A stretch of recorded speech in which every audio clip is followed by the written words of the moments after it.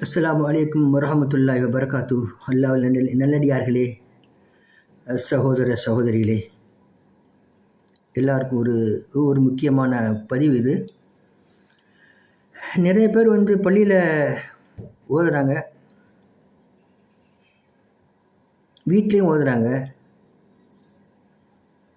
மற்ற இடங்கள்லேயும் சில பேர் ஓதக்கூடிய சூழ்நிலை இருந்தால் எல்லா இடத்தையும் சில இடங்களில், முக்கியமான இடங்களில், ஏர்போர்ட்டு, பிரயாணம், அந்த மாதிரி நேரங்களில் ஓதுறாங்க.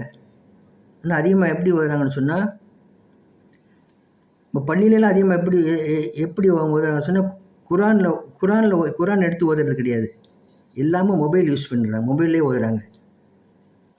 அப்போ நம்ம மொபைலில் ஓதுறது சிறந்ததல்ல. மேக்சிமம் முடிந்தவரை என்ன செய்யணும், நம்ம நிறைய குரான்கள் இருக்குது பள்ளியில், அதிகமான குரான்லாம் இருக்குது. அப்போ நம்ம குரானை எடுத்து, அல்லாஹ்வுடைய கலாமை எடுத்து கையில் நம்ம சுமந்து ஓதுறது ரொம்ப சிறந்தது. மொபைலில் ஓதுறது நம்ம தவிர்த்து கொள்வது ரொம்ப நல்லது. முடியாத பட்சம், இப்போ நம்ம போகிறோம், ஏர்போர்ட்டில் இருக்கோம், அல்லது மற்ற இடங்களில் இருக்கோம், குரான் நம்மள்கிட்ட இல்லை, சந்தர்ப்ப சூழ்நிலை, ட்ரெயினில் ஓதுறதுக்கு நம்மளுக்கு ஒரு ஆசை வருது, ஒரு எண்ணம் வருது, குரான் எடுத்து அதிகமாக குரான் ஓதுறவங்களாக இருப்பாங்க. பட் பிரயாணத்தில் ஓதுறதுக்கு ஆசை வரும், ட்ரெயின்லேயோ பஸ்லேயோ. அந்த மாதிரி நேரங்களில் மொபைல் நம்ம யூஸ் பண்ணலாமே தவிர, மற்ற நேரங்களில்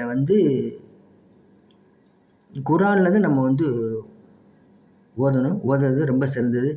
பெரிய முழு விளக்கம் என்ன, எதனால் இப்படி ஓதணும், ஏன் ஓதக்கூடாதுன்னு சொன்னால், நீங்கள் ஆலிம் உலமாக்கள்கிட்ட நம்ம கேட்டு என்ன செய்யலாம், தெரிஞ்சுக்கலாம் இன்ஷா அல்லாஹ். இனிமேல் நம்ம எங்கே ஓதினாலும் குரான் ஓதுறது பழக்கத்தை ஏற்படுத்திக் கொள்வோமாக. அல்லாஹ் அதற்கு தௌஃபீக் செய்தருள்வானாக. ஆமீன் ஆமீன் யா ரப்பல் ஆமீன். குரான் ஓதுறதுனால அது முழு நன்மைகள், அதிகமான நன்மைகள் நம்மளுக்கு கிடைக்கக்கூடியதாக இருக்குது. அஸ்ஸலாமு அலைக்கும் வரஹ்மத்துல்லாஹி வபரகாத்துஹு.